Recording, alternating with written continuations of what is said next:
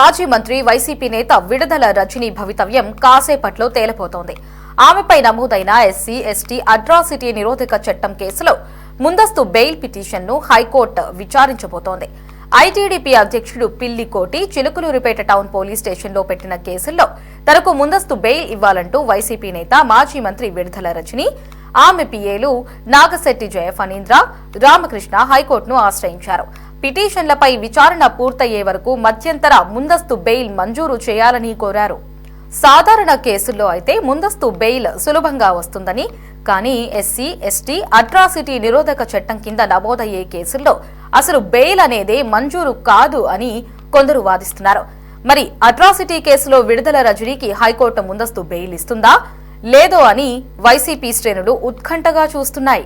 ఇక దీనికి సంబంధించి మరింత సమాచారాన్ని మా ప్రతినిధి గాలీబ్ ఫోన్ లో అందిస్తారు. గాలీబ్, చెప్పండి, ఈ రోజు విడుదల రజనీ అప్లై చేసిన ముందస్తు బెయిల్ పిటిషన్ ని విచారించబోతున్నారు.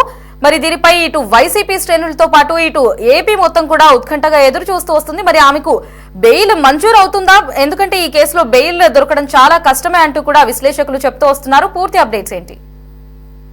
కేసుకు సంబంధించి గతంలోనే ఎవరైతే బాధితుడు ఐటీడీపీ అధ్యక్షుడిగా ఉన్న పిల్లి కోటి ఆయన గతంలోనే హైకోర్టును ఆశ్రయిస్తే హైకోర్టు కేసులు నమోదు చేయాలి, ఎవరైతే ఇతని మీద దాడికి పాల్పడ్డారో వాళ్ళ మీద కూడా కేసులు నమోదు చేయాలంటూ కూడా ఆదేశాలు జారీ చేసింది. ఈ మేరకు పోలీసులు కేసులు నమోదు చేశారు. విడుదల రజనీతో పాటు పలువురి మీద కేసులు నమోదు చేసిన నేపథ్యంలో ప్రధానంగా అట్రాసిటీ కేసును పోలీసులు నమోదు చేయడంతో ఈ కేసుకు సంబంధించి ముందస్తు బెయిల్ కోసం హైకోర్టును మాజీ మంత్రి రజనీ ఆశ్రయించారు. ఈ నేపథ్యంలో మరి కాసేపట్లోనే హైకోర్టులోని విడుదల రజనీ ముందస్తు బెయిల్ కి సంబంధించిన విచారణ జరగబోతుంది.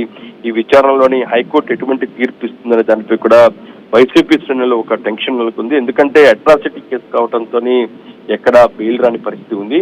ఈ నేపథ్యంలో ఈ కేసుకు సంబంధించి ముందుగానే హైకోర్టు స్పందించింది. ఎందుకంటే పోలీసులు కేసులు నమోదు చేయాలి, చర్యలు పాల్పడాలంటూ కూడా చర్యలు తీసుకోవాలంటూ కూడా గతంలోనే హైకోర్టు సీరియస్ అయిన నేపథ్యంలోనే ప్రస్తుతం ఇదే కేసుకు సంబంధించి అట్రాసిటీ కేసు నమోదైన నేపథ్యంలో బెయిల్ రావాలంటూ ముందస్తు బెయిల్ కోసం రజనీ హైకోర్టు ఆశ్రయించారు. ఈ నేపథ్యంలో హైకోర్టు ఏ విధంగా స్పందించబోతుందనేది మాత్రం చూడాల్సింది. మరి కాసేపట్లో ఇరు పక్షాలకు సంబంధించి వాదనలు కొనసాగబోతున్నాయి. ఇప్పటికే రజనీ ఈ కేసుకు సంబంధించి ఆమె ప్రెస్ మీట్ లో స్పందించారు. తనపై అక్రమ కేసులు తన కుటుంబ సభ్యులను టార్గెట్ చేశారంటూ కూడా కామెంట్ చేశారు. ఈ నేపథ్యంలోనే ఇటు విడుదల తరపున న్యాయవాది ఈ కేసుకు సంబంధించి రాజకీయంగా కక్షాదింపు చర్యలో భాగంగానే కేసు నమోదు చేశారంటూ కూడా వాదించే అవకాశాలు కనబడుతున్నాయి. మరోపక్క ఇటు కోటి ఎవరైతే ఉన్నారో బాధితుడి తరపున న్యాయవాది కూడా వినిపించబోతుంది ఇటు ప్రభుత్వం తరపున.